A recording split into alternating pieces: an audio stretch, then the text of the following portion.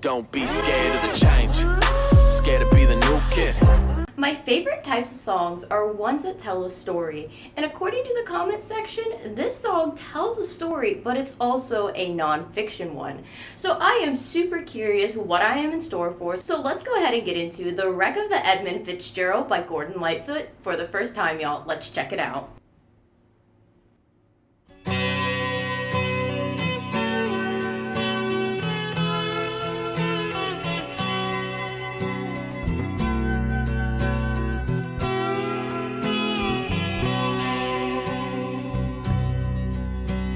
The legend lives on from the Chippewa on down of the big lake they call Gitchagumi. The lake, it is said, never gives up her dead when the skies of November turn gloomy.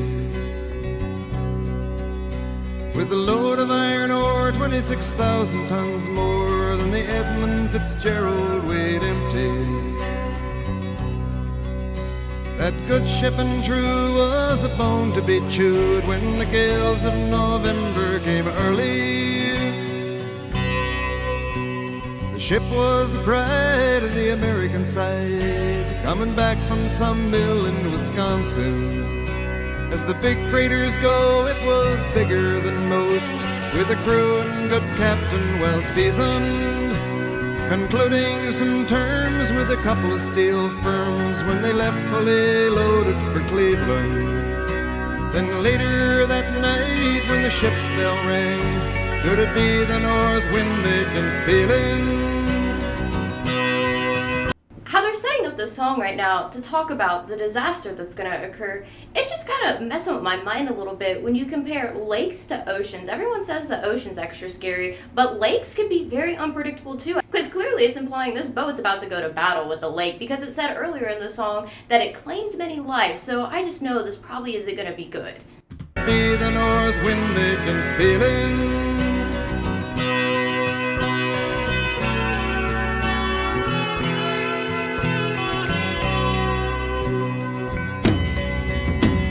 The wind in the wires made a tattletale sound, and the wave broke over the railing.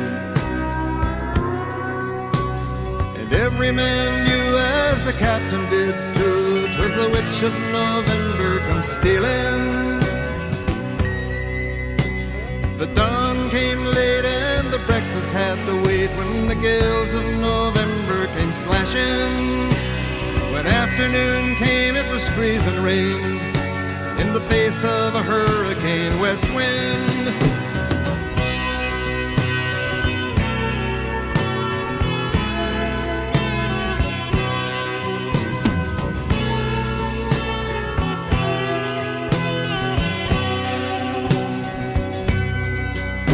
When supper time came, the old cook came on deck saying, "Fellas, it's too rough to feed you."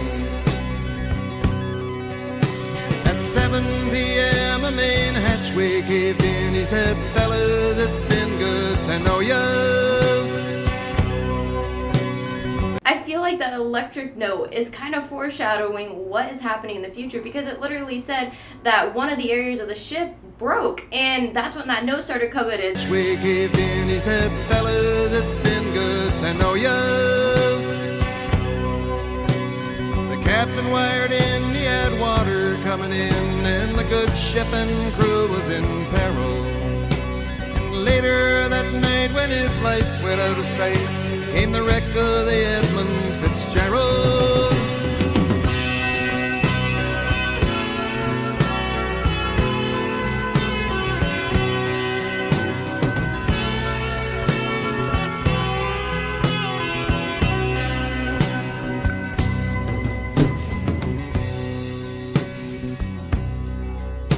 Does anyone know where the love of God goes when the waves turn the minutes to hours? The searchers all say they'd have made Whitefish Bay if they'd put 15 more miles behind her. They might have split up or they might have capsized. They may have broke deep and took water. And all that remains is the faces and the names tales of the wives and the sons and the daughters. Am I understanding this right? Are they implying that they didn't find the boat? Because if so, that is so heartbreaking. It kind of reminds me of the Malaysian Airlines flight, how it just disappeared. So if you have no final evidence, it's really hard to feel that last bit of closure, and I just can't even imagine. I truly can't. Like, my heart breaks for everyone involved in this. Wives and the sons and the daughters.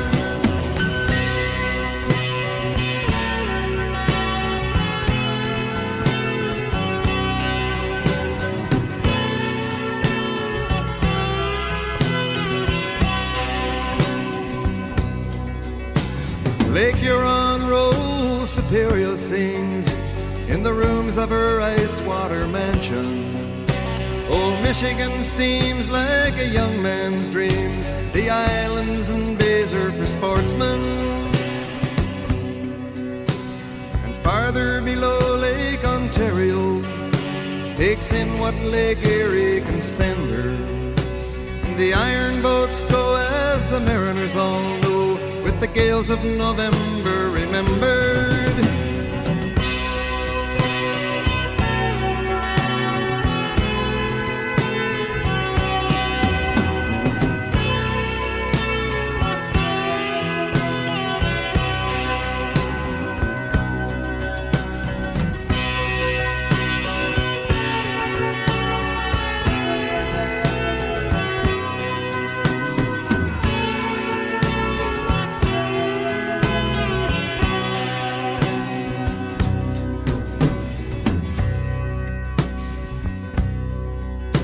In a musty old hall.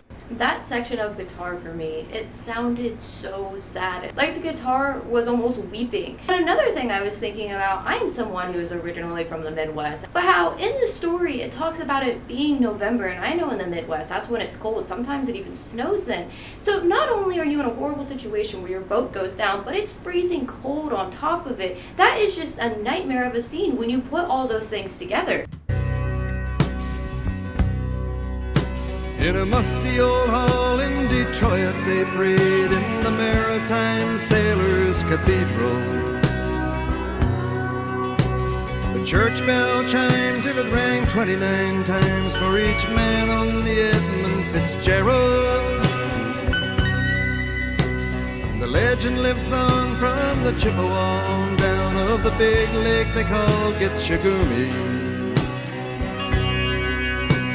Superior, they said, never gives up her dead when the gales of November come early.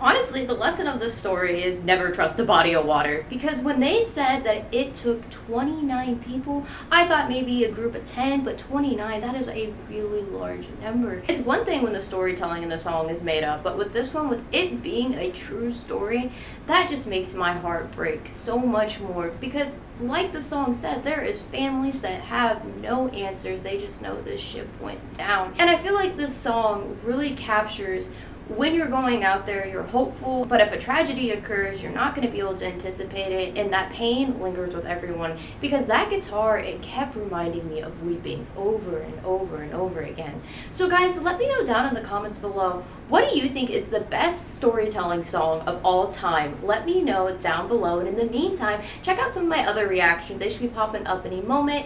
Thank you again for watching, y'all, and have a great day, guys.